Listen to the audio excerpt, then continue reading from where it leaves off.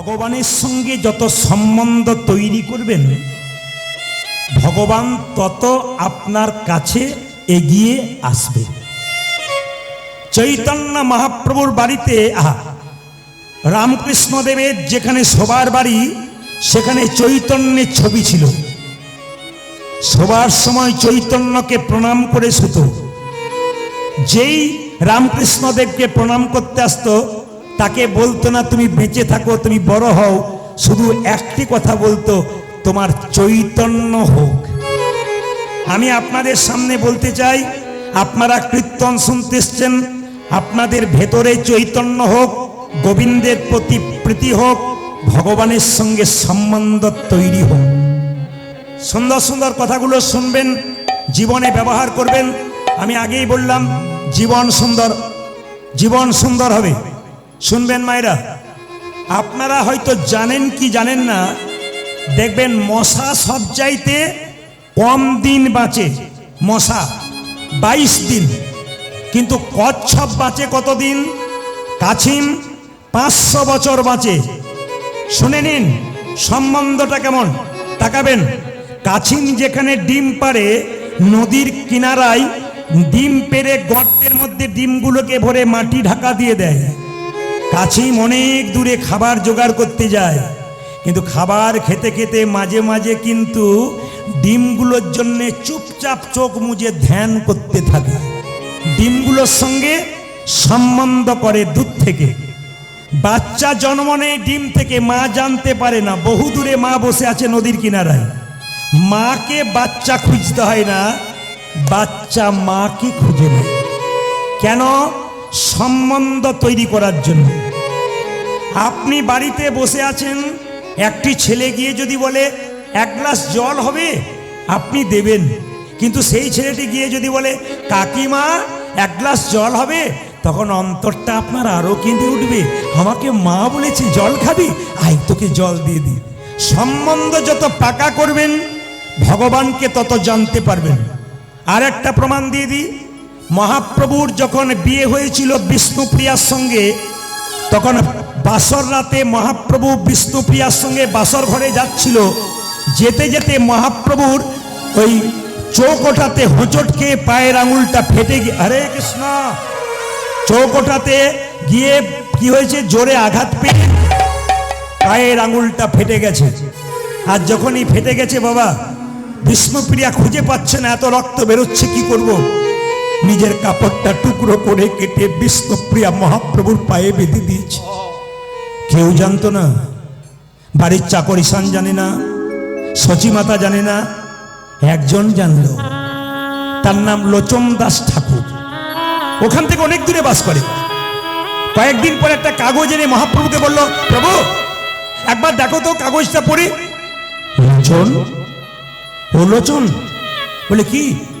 রাত্রিবেলায় বাসর ঘরে গেলাম, আমি জোরে হোঁচট খেয়ে পড়লাম, আমার পাটা ফেটে গেল। বিষ্ণুপ্রিয়া আমার পায়ে নিজের কাপড়টা টুকরো করে কেটে বেঁধে দিল। এটা তো ঈশান জানে না, মা জানে না, তুমি জানলে কি করে? বলে আমি যত দূরেই থাকি প্রভু, আমি সবসময় তোমার ধ্যান করি। তুমি কখন কি করছো আমি জেনে তাই গৌর হরি বল বলি ধ্যান। ভক্ত যদি চোখের জলে ভগবানকে ডাকে, ভগবানকে না দেখা দিয়ে থাকতে পারে?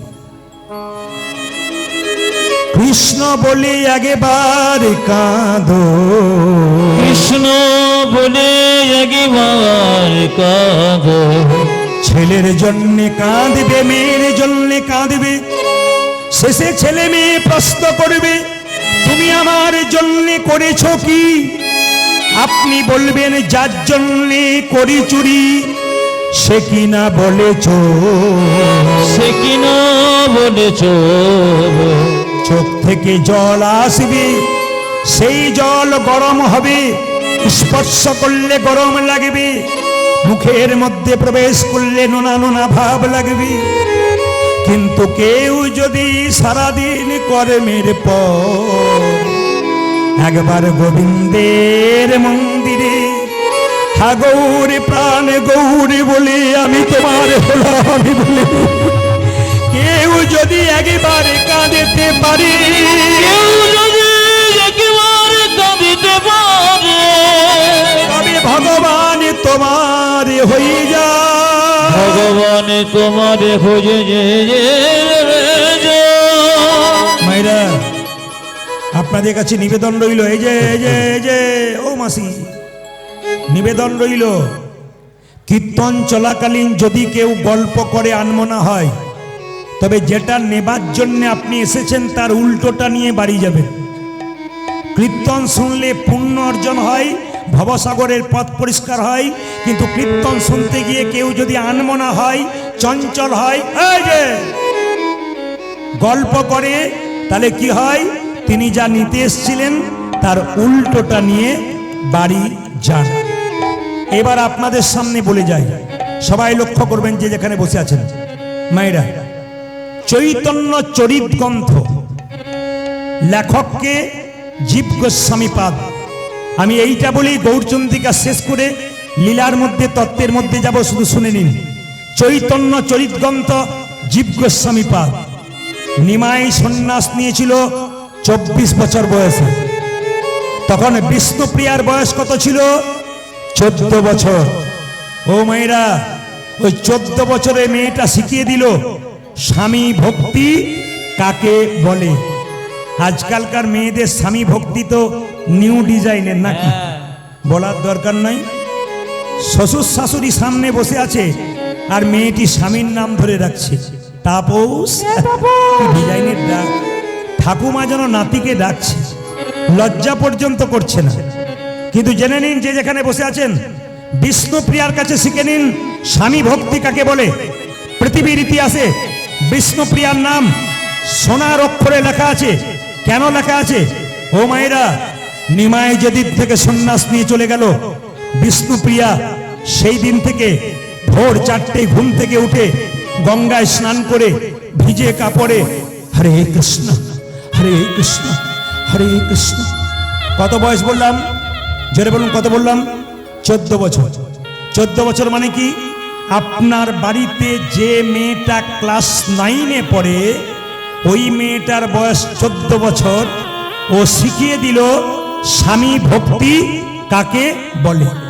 বিষ্ণুপ্রিয়া মাঘ মাসের রাত্রিতে, যখন মানুষ ঘর থেকে বেরোতে পারছে না, মানুষ সকাল 7টা ছাড়া উঠতে পারে না, বিষ্ণুপ্রিয়া ভোর 4টায় ঘুম থেকে উঠে ভিজে কাপড়ে, এই দিয়ে তাকাবেন, হরে কৃষ্ণ হরে কৃষ্ণ হরে কৃষ্ণ হরে কৃষ্ণ। পাশের বাড়ি মেয়েরা বলে, এ প্রিয়া প্রিয়া, বলে কি তুই যে মরে যাবি রে? বলে কেন?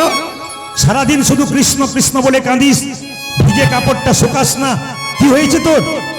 বিষ্ণুপ্রিয়া কেঁদে কেঁদে বলে, দিদি আমার স্বামী কৃষ্ণ কৃষ্ণ বলে চলে গেছে, আমি যদি তার পেছন পেছন কৃষ্ণ বলে কাঁদতে না পারি, আমার স্বামীর যে কৃষ্ণ কৃপা হবে না, আমার স্বামীর যে গোবিন্দের কৃপা হবে না।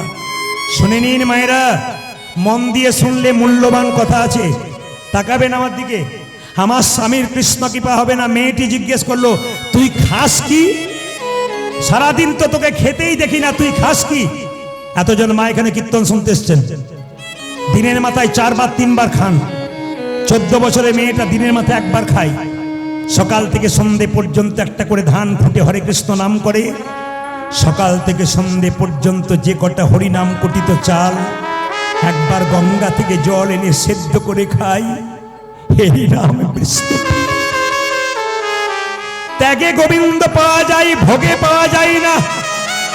ত্যাগ যদি কেউ স্বীকার না করতে পারে, গোবিন্দের কৃপা সে পাই না। গোবিন্দের কৃপা সে পায় না। নিমাই সন্ন্যাসের পর একবার অদ্বৈতের বাড়িতে এসেছিল। নিত্যানন্দ গিয়ে বলেছিল, নিমাই বাড়ি ফিরে চল। বলে কেন? তোর মা কাঁদছে রে, তোর স্ত্রী পাগলিনী, একবার চল একবার চল। নিমাই বলল, দাদা যে সন্ন্যাস নেয় তার বাড়ি যেতে নাই।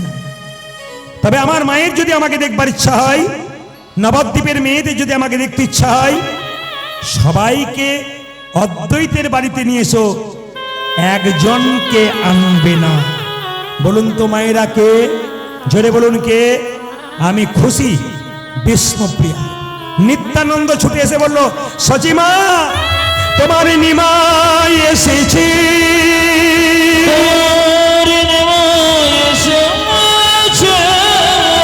মা তোমার নিমাই এসেছে।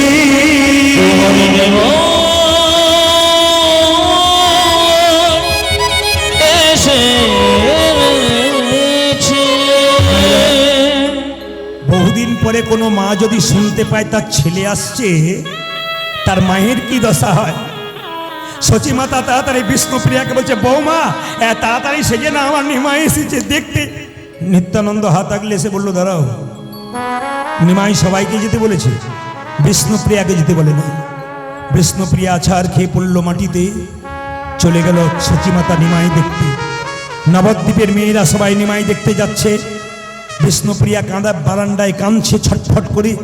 নবদ্বীপের মেয়েরা চিৎকার করে বলছে, এ প্রিয়া, এ প্রভু সবাইকে ডাকলো আর তোকে ডাকলো না। কাটা গায়ে নুনের ছিটা।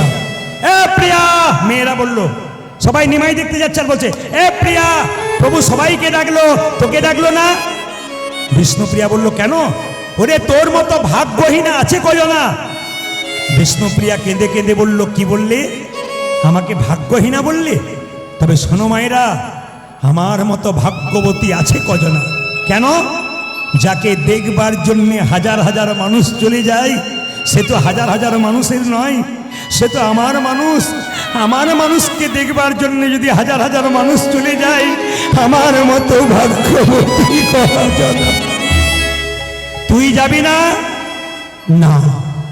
কেন? ভক্ত যদি ভগবানকে ডাকে, ভগবান ভক্তের কাছে আসে, ভক্ত ভগবানের কাছে যায় না। বলে প্রমাণ কি? অহল্যা পাষাণ হয়েছিল, রামকে ডেকেছিল, রাম অহল্যার কাছে গিয়েছিল, অহল্যা রামের কাছে যায় নাই। বিষ্ণুপ্রিয়া বলল, শোন দিদি, আমার স্বামী আমার কাছে আসবে।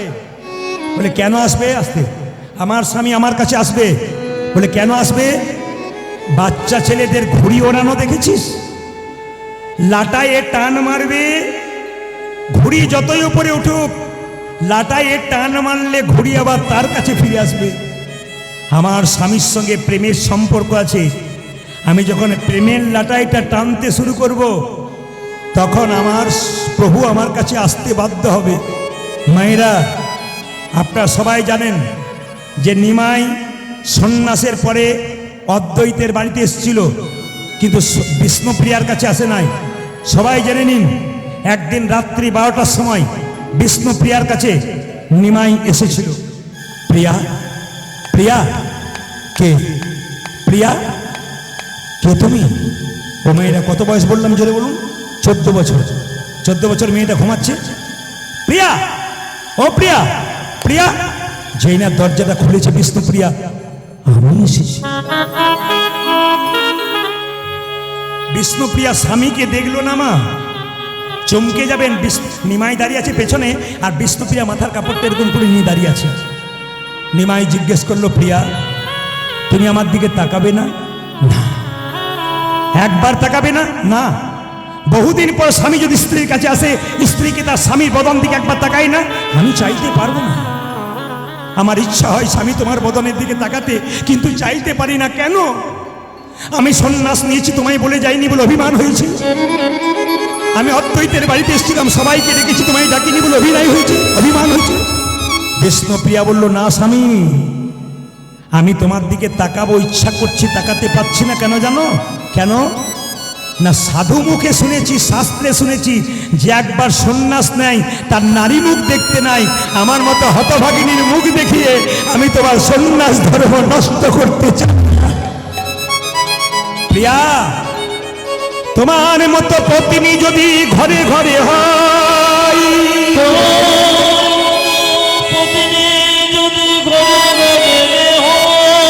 তবে প্রতিটি পতি গোবিন্দের চরণ পেয়ে যায়। গোবিন্দের চরণ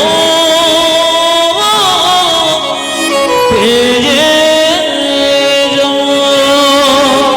নিমাই বলল, প্রিয়া, রিবা বেশি হয়ে গেল, হল হয়ে গেল, হল হয়ে গেল, মাই বন্ধ করো। হরে কৃষ্ণ। সবাই লোক, প্রিয়া, প্রিয়া তুমি কিছু চাইবে না? বহুদিন পরে স্বামী স্ত্রীর কাছে এলে কিছু চাই না? না, আমি চাইবো না। কেন চাইবে না? ভগবানকে যে প্রতিরূপে পেয়েছে তার আবার চাইবার কি আছে? কিছুই চাইবে না। তবে দেবে প্রভু, তোমার ওই খরম যুগল দাও, তোমার মন্দিরে গিয়ে আমি কৃষ্ণ কৃষ্ণ বলে কাঁদতে কাঁদতে আমার দেহটাকে বিলীন করে দেব। আপনারা সবাই জানেন জগন্নাথ মন্দিরে মহাপ্রভু জয় জগন্নাথ বলে বিলীন হয়ে গেছেন। বিষ্ণুপ্রিয়া কোথায় হলেন না, মহাপ্রভুর মন্দিরে কৃষ্ণ কৃষ্ণ বলতে বলতে বিলীন হয়ে গেলেন। একজন ভক্ত জিজ্ঞেস করলো, ঠাকুর তুমি যে হাতটা তুলে আছো তোমার হাতে ব্যথা হয় না? বলে ব্যথা আবার হয় না? বলে তাহলে নামাও। বলছে কি করে নামাবো? তোরা তুলছিস না তাই নামাচ্ছি না। একজন ভক্ত বলল, প্রভু এই দেখো তুলে দিলাম, এইবার নামাও। বলছে তুই তো তুললি, তোদের পেছনে যারা আপনাদের বলি নাই কিন্তু, তোদের পেছনে যারা আসবে তারা তুলবে না। বলে বুঝলাম না। মানে আমি হাতটা তুলে আছি কেন জানিস? এই পৃথিবীতে যারা এসছে তারা তুলেছে, যারা এসেছে তারা তুলছে, যারা আসবে তারা তুলবে। আমার হাত যদি তোলা না থাকে তারা তুলবে না, তাই জন্ম জন্মান্তর ধরে আমি হাত তুলে। আচ্ছা বেশ বেশ বেশ, হাত মাঝে মাঝে তুলবেন, তাতে আপনাদের লাভ আছে। আমার দিকে তাকান, দেখবেন যার প্রচুর টাকা আছে জিজ্ঞেস করবেন দাদা কেমন আছেন, আর বলবেন না টেনশন, খালি টেনশন। আর দেখবেন কৃষ্ণ ভক্তকে জিজ্ঞেস করবেন কেমন আছেন, আর হরির কি পাই ভালোই আছে, মানে খাচ্ছে দাচ্ছে দিব্যি ভালো আছে। আর যিনি প্রচুর টাকার মালিক তিনি ঘুমোতে গিয়ে দুটো ঘুমের ট্যাবলেট খাচ্ছে, তাও ভেলিয়ে তাকিয়ে আছে, আরো পাওয়ারের চাই আর কি। তো নিবেদন আপনাদের কাছে, শান্তি যদি পেতে চান আপনাদের কাছে নিবেদন রইল, শান্তি একমাত্র হরিনামে, বাকি কোথাও নাই। আমি সবার কাছে নিবেদন রাখতে চাই, হরিনাম কেন শুনবেন, কেন আসরে ভিড় করবেন? একটাই কারণ, নিজে শুনবেন তা নয়, সবাইকে সঙ্গে করে নিয়ে আসবেন। বাচ্চা থেকে বয়োবৃদ্ধ সবাই কীর্তন শুনবেন। আপনার সংসারের মঙ্গল হবে, আপনার সমাজের মঙ্গল হবে, ভবিষ্যতে আপনার সন্তান ভালো হবে। ও মায়েরা, কোন সন্তানের মা চাই আমার ছেলে চোর হোক ডাকাত হোক? সব সন্তানের মা চাই আমার ছেলে কৃষ্ণ ভক্ত হোক। রাস্তা দিয়ে পেরিয়ে যাবেন, লোকে বলবে না চোরের মা যাচ্ছে, লোকে বলবে ওই দেখ একটা ভক্তের মা যাচ্ছে। তাই প্রত্যেকের কাছে নিবেদন রইল, হিন্দু সনাতন ধর্মের মানুষের কাছে আমার নিবেদন রইল, এই প্রদীপ পাল আসরে গর্জন করে বলল, সনাতন ধর্মকে বাঁচান, হিন্দুত্বকে রক্ষা করুন। স্বামী বিবেকানন্দ গর্ব করে আমেরিকার মাটিতে বলেছিল আমি হিন্দু। আপনি যেন গর্ব করে বলতে পারেন আমি হিন্দু। আপনি সব ধর্মকে সমানভাবে সম্মান দেবেন, কিন্তু নিজের ধর্মকে ছোট করবেন না। বারবার বলে রাখি, ওগো মা, ভগবানকে সবাই চিনতে পারলো, আমরা চিনতে পারলাম না কেন? যিনি ইস্কন মন্দিরের অধ্যক্ষ জয় পতাকা মহারাজ, তিনি যখন প্রথম বিদেশ থেকে ভারতবর্ষের মাটিতে আসছেন, প্লেন থেকে নামবার সময় তার চটি জুতো তার কর্মচারীকে দিয়ে বলল চটিগুলো রাখো। কেন স্যার? নামবো মাটিতে, এই মাটি তো যেমন তেমন মাটি নয়, ভগবান গৌরের মাটি, ভগবান কৃষ্ণের মাটি। যে মাটিতে ভগবানের চরণ ধুলো মেশানো আছে, সেই মাটিতে আমি পা দেবো কি করে? সেই মাটিকে একবার প্রণাম করব। ধন্য ভারতবর্ষের মাটি, ধন্য ভারতবর্ষের মাটি। তাই প্রতিটি মানুষের কাছে নিবেদন রইল, সনাতন ধর্মকে বাঁচান, বৈষ্ণব ভক্তকে সম্মান দিন। একজন ভক্ত রাস্তা দিয়ে পেরিয়ে যাবে, আপনি হরিবোল বলতে পারবেন না, মাথাটা নিচু করে পেরোবেন। সবচাইতে দুঃখের কি জানেন? বিদেশ থেকে এসে মায়াপুর ইস্কন মন্দিরে হরে কৃষ্ণা হরে কৃষ্ণা, কৃষ্ণ বলতে পারে না, হরে কৃষ্ণা। লজ্জা লাগে আমাদের, কি ওরা বলতে পারে না তবু বলে, আর আমরা বলতে পারি তবু বলি না। ওরা বলতে পারছে না তবু হরে কৃষ্ণা পাগল হয়ে যাচ্ছে। কিন্তু আমরা শিখলাম তবু বলতে পারলাম না, তবু ঘরের ভগবানকে চিনতে পারলাম না।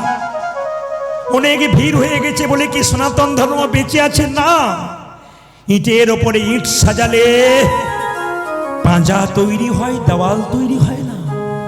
ইট আর ইটের ফাঁকে মশলা দেবেন, তবে দেওয়াল তৈরি হবে। একজন ভক্তকে প্রেমের আলিঙ্গন দেবেন, নিতাই গৌর হরি বলে, তবে তো আমাদের সনাতন ধর্ম।